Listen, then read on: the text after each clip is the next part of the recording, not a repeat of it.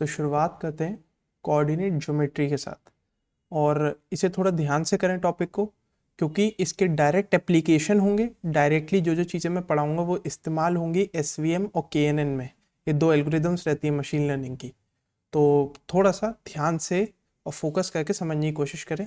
और चीज़ों को ब्रशअप करने के लिए मैं दो असाइनमेंट भी आपके लिए छोड़ के जाऊंगा, ताकि आपको बिल्डअप करने का मौका मिले इस पे। तो शुरू करते हैं। सबसे पहले तो जो टॉपिक रहेगा वो होगा डिस्टेंस बिटवीन पॉइंट्स। डिस्टेंस थोड़ा सा इसे छोटा कर लें। Distance between two points. अब मैंने आपको यहाँ पे एक प्लेन बनाया, कार्टेशियन प्लेन है ये, वाई एक्सिस, एक्स एक्सिस। अब मैंने यहाँ पे आपको दो पॉइंट दिए। मैं कहता हूँ इन दोनों के बीच का आप डिस्टेंस निकालिए, x1 कॉमा y1। अब इन दोनों के बीच में डिस्टेंस निकालना है, तो वो कैसे निकाला जाएगा? तो उसके लिए करते क्या है, आपने यहाँ पर ड्रॉ करा ऐसे करके एक ट्राइंगल, एक परपेंडिकुलर लाइन, वो पैरेलल लाइन ले ली वाई एक्सिस के और एक एक्स एक्सिस के। ठीक है, फिर यहाँ से ये लिया। यहाँ पे आपको पता है कि ये जो है ये y1 है और ये y2 है। तो ये जो डिस्टेंस आ गया ये हमारा y1 माइनस y2 आ गया। एब्सोल्यूट इसलिए ले रहे हैं, दोनों में से कोई भी बड़ा हो सकता है। और यहाँ पे सेम चीज़ x2 माइनस x1, और यहाँ पे एब्सोल्यूट ले लिया। तो यहाँ पे हमारे पास x1 है और यहाँ x2 है। तो ये भी डिस्टेंस आ गया हमारे पास। अब आपके पास ये दो डिस्टेंस आ गए, तो क्या आप ये डिस्टेंस ही निकाल सकते? क्यों? क्योंकि जब ये राइट एंगल ट्राइंगल है तो आप पाइथागोरस थ्योरम लगा दीजिए। पाइथागोरस थ्योरम लगाएंगे तो क्या आएगा? डिस्टेंस यानी कि जो हाइपोटेन्यूज है यहाँ पे, यानी कि दो पॉइंट के बीच का डिस्टेंस, वो आएगा सबसे पहले तो x2 माइनस x1 का स्क्वायर, बेस का square, plus y2 minus y1 का स्क्वायर। ठीक है, यहाँ पे स्क्वायर था उसको मैं ले आके यहाँ पे रूट कर दिया। तो सिंपल सा आपके पास एक चीज़ आ गई कि दो पॉइंट्स के बीच में डिस्टेंस कैसे निकालते हैं, उसका प्रूफ भी। तो ये हो गया पहला टॉपिक। अब ये सब चीज़ें नोट कर लें और याद रखें। ठीक है, फिर उसके बाद टॉपिक आता है पैरेलल एंड परपेंडिकुलर लाइंस का। हम स्ट्रेट लाइन की बात कर चुके हैं, लास्ट लेक्चर में स्ट्रेट लाइन की बात करी थी, उसी पे ये कंटिन्यू कर रहा हूँ। हमने बात करी थी कि y is equal to M x plus C जो है वो इक्वेशन कैसे आती है और इसमें m और c क्या रहते हैं। तो हमने कहा था कि ये m जो है वो स्लोप होता है। ठीक है, अब मैंने कहा कि एक कार्टेशियन प्लेन है ये, और यहाँ पे दो लाइन्स है। ठीक है, और ये पैरेलल है, ये दो लाइन्स पैरेलल है। ठीक है, मतलब दोनों ही एक दूसरे के पैरेलल है। तो यहाँ पे इन दोनों लाइंस की अगर मुझे इक्वेशन निकालनी होगी, एक लाइन मुझे दे रखी है y is equal to M x plus C, तो इस लाइन की इक्वेशन क्या होगी? इस लाइन की इक्वेशन होगी y is equal to M x plus c two. अगर मैं इसे c1 ले लूँ, यहाँ पे m क्यों सेम है? m इसलिए सेम है क्योंकि ये पैरेलल लाइंस है, और ये x जो x एक्सिस है आपकी, उसके अलोंग थीटा ही एंगल बनाएंगी दोनों की दोनों। अगर आप ये पैरेलल ड्रॉ करेंगे तो दोनों सेम थीटा एंगल बनाएंगी, इसलिए यहाँ पे इनका स्लोप सेम होगा। तो हमें क्या पता चला, दो अगर पैरेलल लाइंस हैं तो उनका जो स्लोप है वो सेम रहेगा, उनकी इक्वेशन भी सेम ही रहेगी, सिर्फ इंटरसेप्ट चेंज होगा। क्योंकि यहाँ पे आप देख सकते हैं डिस्टेंस जो है ओरिजिन से वो थोड़ा ऊंच नीच है दोनों में, लेकिन स्लोप दोनों का सेम होगा। ये तो बात रही भाई पैरेलल लाइंस की, काफ़ी सिंपल था यहाँ पे। अब इंटरेस्टिंग चीज़ कब आती है? जब परपेंडिकुलर की बात हो। अब परपेंडिकुलर लाइन है y is equal to m one c plus m one x plus c one, y is equal to m two x plus c two. अब यहाँ पे m1 m2 के बीच में क्या रिलेशन होगा? तो फिर आते हैं अपने कार्टेशियन प्लेन पे और इसे प्रूफ करते हैं। ये रहा एक हमारे पास लाइन और ये रही एक लाइन, ठीक है, ये इसके परपेंडिकुलर है, ठीक है। यहाँ पे हमारी पहली लाइन जो है M1 वाली वो कुछ थीटा एंगल बना रही है, थीटा 1, ये बना रहा है हमारा M1 वाली लाइन, ये फर्स्ट लाइन, ये है सेकेंड लाइन 1 और ये है 2। तो ये वाली परपेंडिकुलर वाली कितना बनाएगी, आपने क्या करा बस परपेंडिकुलर ड्रॉ कर दिया, यानी कि उसे 90 से बढ़ा दिया आगे, तो यहाँ पे सिंपली 90 प्लस थीटा हो जाएगा इसका एंगल। तो M1 M2 के बीच में रिलेशन क्या आएगी, एक tan थीटा है तो दूसरा tan 90 प्लस थीटा है।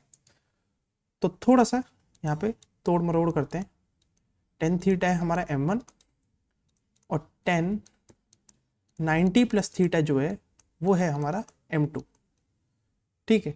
आगे करते हैं थोड़ा सा, tan थीटा क्या होता है, साइन अपॉन कॉस, यानी कि sine 90 plus theta upon cos 90 plus theta.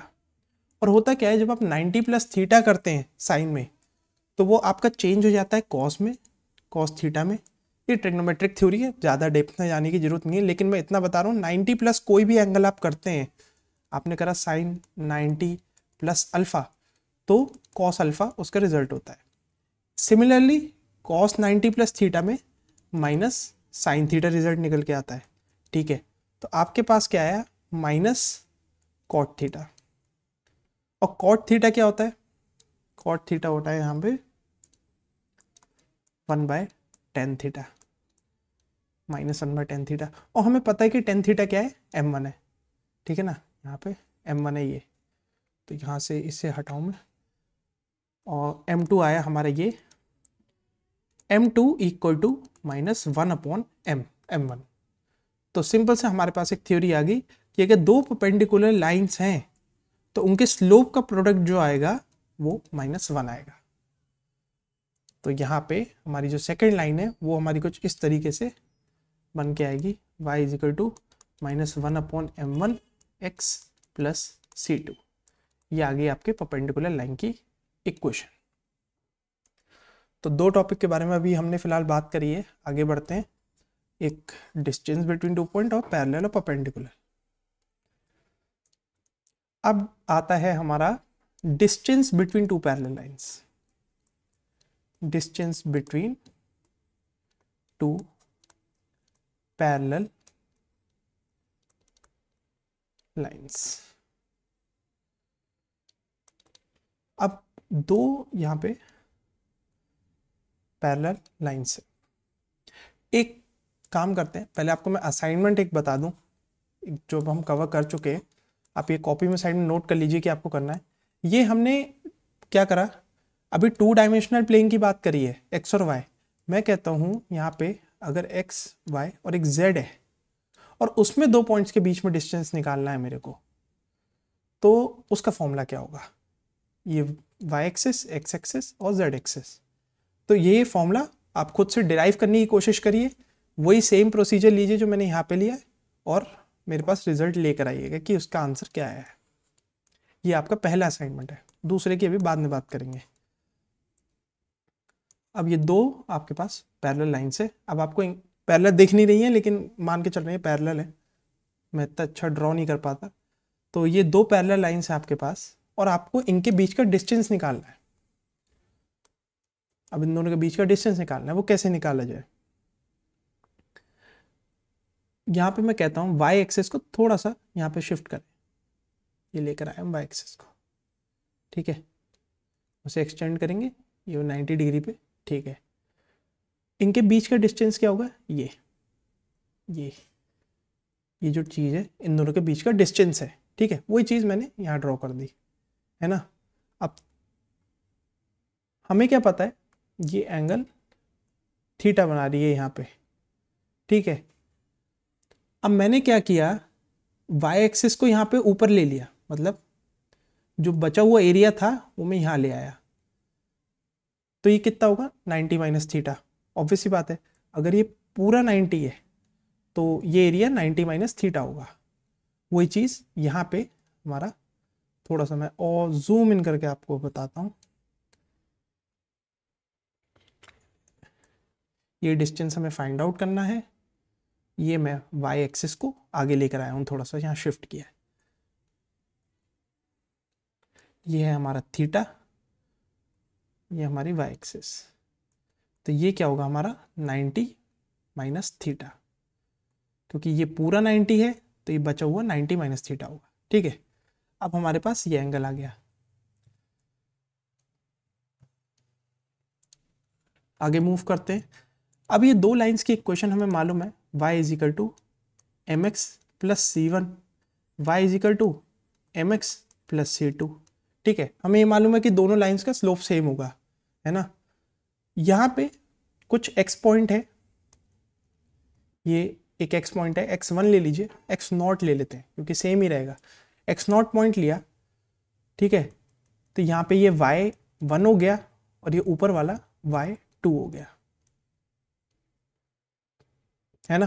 तो यहाँ पे हम यही वैल्यू रख देते हैं, y2 equal to M x naught, y1 equal to M x naught, यहाँ पे प्लस c1 प्लस c2। हमें क्या करना है, यहाँ पे y2 minus y1 find out करना है, ये ठीक है, क्योंकि ये हमारा हाइपोटेन्यूज हो जाएगा, क्योंकि ये डिस्टेंस जो है दोनों के बीच में वो परपेंडिकुलर डिस्टेंस निकालना है हमें। हमें कोई आड़ा टेढ़ा डिस्टेंस नहीं निकालना है, हमें परपेंडिकुलर डिस्टेंस निकालना है दो पैरेलल लाइंस के बीच में। थोड़ा सा शब्दों का खेल है तो ध्यान से सुने, ठीक है, क्योंकि परपेंडिकुलर लाइन ही सबसे छोटा डिस्टेंस होगा इन दो लाइन पैरेलल लाइंस के बीच में, है ना। तो यहाँ पे y2 माइनस y1 आ गया, ये 90 डिग्री है तो ये हाइपोटेन्यूज हो जाएगा। अब यहाँ पे y2 माइनस y1 किया हमने तो हमारे पास आया c2 माइनस c1। तो हमारा हाइपोटेन्यूज जो हो गया वो हो गया, एब्सोल्यूट ले लिया क्योंकि कोई भी बड़ा हो सकता है इनमें से, तो एब्सोल्यूट c2 माइनस c1। ठीक है भाई, बहुत बढ़िया, हमारे पास एंगल है और हाइपोटेन्यूज है, और हमें क्या करना है, ये वाला डिस्टेंस फिगर आउट करना है, ये वाला। अब हमें मालूम है कि परपेंडिकुलर अपॉन हाइपोटेनियस क्या होता है, परपेंडिकुलर अपॉन हाइपोटेनियस जो होता है हमारा साइन थीटा होता है, ठीक है ना। हाँ यस, साइन थीटा हुआ, तो sine 90 minus theta equals to, perpendicular क्या है हमारा डिस्टेंस जो हमें फिगर आउट करना है, और हाइपोटेन्यूज क्या है c2 माइनस c1, ठीक है, ये भी मालूम है। और साइन 90 माइनस थीटा करते हैं तो हमारे पास आता है cos theta as a result, वही सेम चीज़ ट्रिग्नोमेट्री का जो अभी मैंने आपको बताया। ज़्यादा डेप्थ में जाने की जरूरत नहीं है, ये याद रख सकते हैं 90 प्लस या माइनस करने पे आपके पास कॉस थीटा रिजल्ट में आता है साइन में, ठीक है। तो ये हो गया d upon c2 minus c1।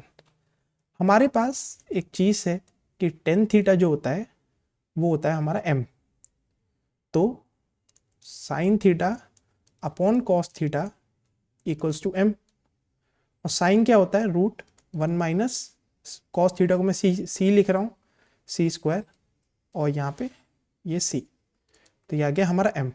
और जब इसे सॉल्व करेंगे तो हमारे पास आएगा 1 minus c square equal to m square और इंटू सी स्क्वायर, ठीक है। अब यहाँ पे थोड़ा सा आप इसे लेके जाएंगे राइट साइड में, plus c square minus 1 equals to 0। थोड़ा सा टीडियस काम है लेकिन बस बने रहिए मेरे साथ, m square minus 1 equal to 0, तो सी आ जाएगा आपका root 1 upon 1 plus m square. बहुत बढ़िया, हमारे पास ये चीज़ें आ गई कुछ। तो अब हमारे पास कॉस थीटा है, ये सी क्या हमारा कॉस ही था, और हमारे पास हाइपोटेन्यूज हमने निकाल ही लिया था। तो इवेंचुअली जो डिस्टेंस आया वो आया हमारा c2 माइनस c1 एब्सोल्यूट, और कॉस थीटा की मैं वैल्यू रख दूंगा under root 1 plus m square. तो हमारा इनके बीच में जो डिस्टेंस आ गया वो ये आ गया, ये दो पैरेलल लाइंस के बीच का डिस्टेंस। और ये जो डिस्टेंस का फॉर्मूला है ये डायरेक्टली आपका एसवीएम में यूज होगा, डायरेक्टली एसवीएम में यूज होगा। और जो ऊपर मैंने आपको कार्टेशियन प्लेन 2 पॉइंट्स के बीच में डिस्टेंस निकालना सिखाया है वो KNN में आपका डायरेक्टली यूज होगा।